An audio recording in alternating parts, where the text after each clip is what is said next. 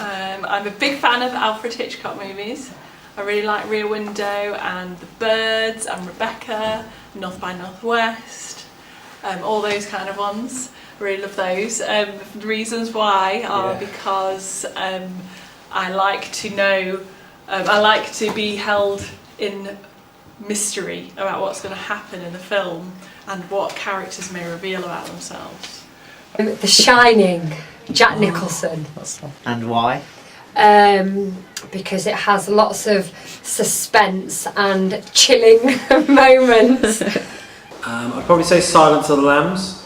It was in like 2001 by Jonathan Demme with Anthony Hopkins and Jodie Foster, and it's amazing because the film, it's got this sort of gritty realism to it. So I've always said before, like when you're watching it, like it's always feeling this feeling of like dirtiness about it. Like it opens up with her running through the muddy woods. The cell he's in seems dirty, and it's just the gritty sense of reality. And it also ends up flipping round that by the end, your sense of what you want to happen to the characters is completely different to what you've seen at the beginning. By the end, the person who's murdered loads of those people, you're kind of rooting for him. It's quite an amazing experience, and I think good thrillers have that ability to sort of flip what you immediately perceive about the world. I'll probably go with Seven. Brad Pitt, Morgan Freeman. It's a great twist at the end, and sort of builds to it throughout the film, and there's sort of regular intervals as each of the 7 sins are sort of revealed.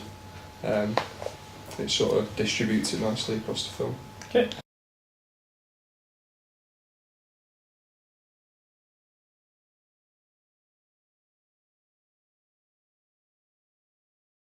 Well, again, I quite like the old school stuff. I really like Richard Attenborough in Brighton Rock, and he did a really weird version of Othello called All Night Long, which was like jazz, which I showed Joe's group. And then again, quite suspenseful because he is quite a bit of a Machiavel, really. He's a bit duplicitous, we don't know what he's going to be like. He kind of represents duality and stuff like that. I do like Tom Cruise. I was talking about this yesterday. I do enjoy him in suspense films. Particularly, have you seen Collateral? Yes. Yeah, when he's in the taxi cab and stuff, and he's an assassinator. Assassin is the correct word there, I meant to say. English teacher. And yeah, he's quite. I think he's quite watchable. I don't really like him as a person, but he does. I love Liam Neeson. He's my favourite. I think somebody who mainly kind of stays in that particular domain. You know, like if a comedian went into like a thriller, I wouldn't take it seriously. Like if Adam Sandler started to kind of act as a serial killer, I wouldn't believe it. I suppose it's. I mean, when I say thriller in my head, I mean I think of films like sort of Silence of the Lambs or JFK, which is really good. So yeah, Liam Neeson. I like people who are sort of Anthony Hopkins, Morgan Freeman. I was thinking Seven is a really good example of a very good threat. Kevin Spacey. So Usual Suspects, I think, would count as well. So yeah.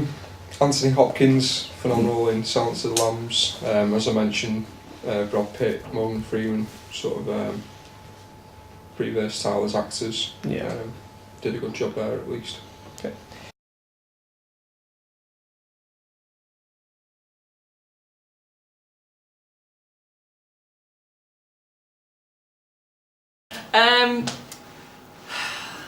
I suppose I don't like it when you know, like James Bond films, and we have to have certain stock characters. I think that is a bit tired sometimes now. Certainly the old James Bond films. Yeah, a bit like, you know, you got to have a sexy woman and stuff, and big man, and it gets boring.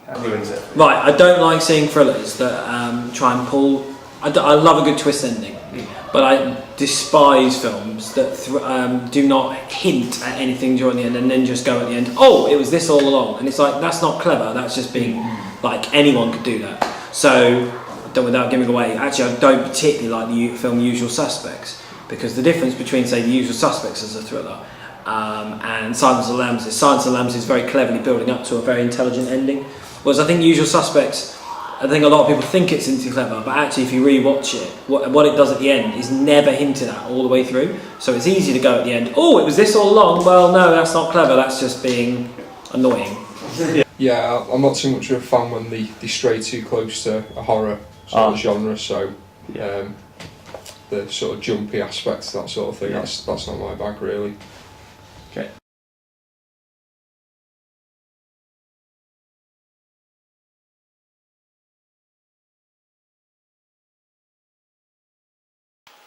Oh, have you seen the opening to Vertigo by Alfred Hitchcock? Of course we will. That's really. Oh, okay, cool. I really like that. That's amazing. Right, And all the jumping around and stuff, and all the wiggy stuff that goes on. I just like it, to be honest. And obviously Rebecca, which is another Alfred Hitchcock one. I really like the opening of that because that's my favourite novelty. Yeah. Where they go down the alleyway to Manderley. It's really cool. Of course. I don't think it's a favourite, but the one that I've thought of is that horror. It's quite a new one. Lights Out. Yeah. Yeah. Why, is it tense or It kind of grips you from the Enigmatic. start. It's quite gripping, gripping? and it Yeah. you're like clutching onto your cinema arms. Okay, so my favourite film is Jurassic Park. Now, it doesn't mean it necessarily has the brilliant opening, but just thinking off the top of my head, it has an amazing opening where they're putting in the Velociraptor into the cage, and you don't actually see really anything. It's very dark, and you can hear the noises, and you see this person getting killed, but you never physically see the dinosaur apart from its eyes. So, off the top of my head, that's a very good opening. It's very enigmatic. So yeah, something when it hints at the story and it gives you a taster for it, but it doesn't actually show you. I'm just a really good one off the top of my head again is Catch Me If You Can intro, if you've ever seen that, where it's the opening credits. It actually starts with the opening credits, but they're very visually interesting. It's a bit like the Pink Panther. Yeah. So it's very interesting. Best one for me would be Inglourious Bastards, the Tarantino flick. So just the setting, the landscape, the subtitles as well, because it's all spoken in French, I think, for the first 10 minutes or so, so there's a lot of concentration there, and it's a sort of a mini film within itself, because it's sort of detached from the rest of the film, but at the same time it sort of sets the context nicely. Good.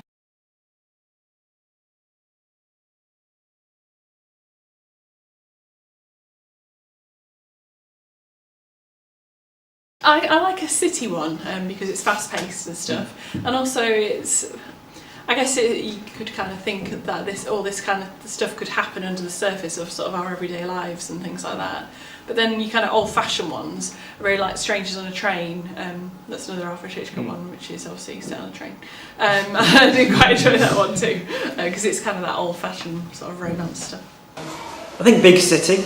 I don't think you can be done dystopian as well, but yeah, Big City. Yeah, lots of people. Yeah, I like a good mix. Probably cities, I think. There's more going on. It's easier to create sort of a dark theme to it, but also a lot of older or historical settings. So folks around wars and that sort of thing.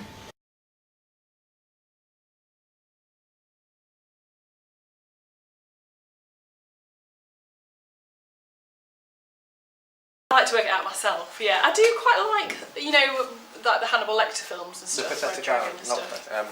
The The kind of dramatic irony bit. That's the one, yeah. Yeah, where sort of we know what a character's doing and we know his kind of his motivations. That's really interesting.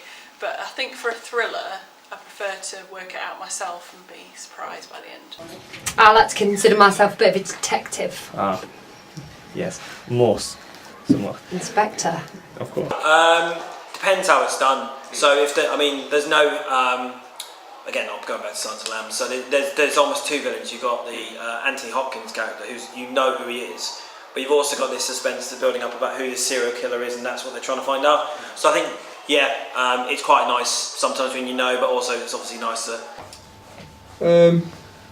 It could go either way. So two of the favourites which I've mentioned already, Seven and Silence of the Lambs. Seven, it's not revealed till very late on. That's a great twist. One of the best twists in film for me. But at the same time, something like Silence of the Lambs, Hopkins straight away as Hannibal Lecter, and it's all the better for it. So I suppose it depends on the story, depends on the actor. It's a big job to do if you're going to be the revealed so early on in the film.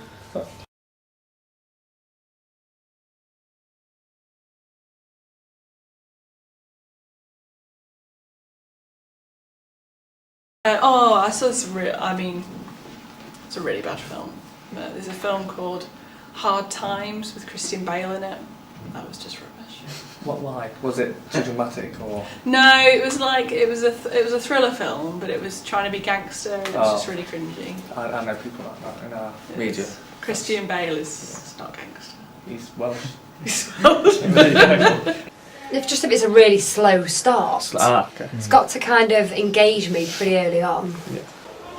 Transformers 2, because it was racist. So I always try and think, one of my adages in life is keep racism down to a minimum, or none at all, really. Yeah. And I always think, if you start a film with sort of racism, you can only really... Pointless racism. Yeah, pointless, Yeah. offensive racism, yeah.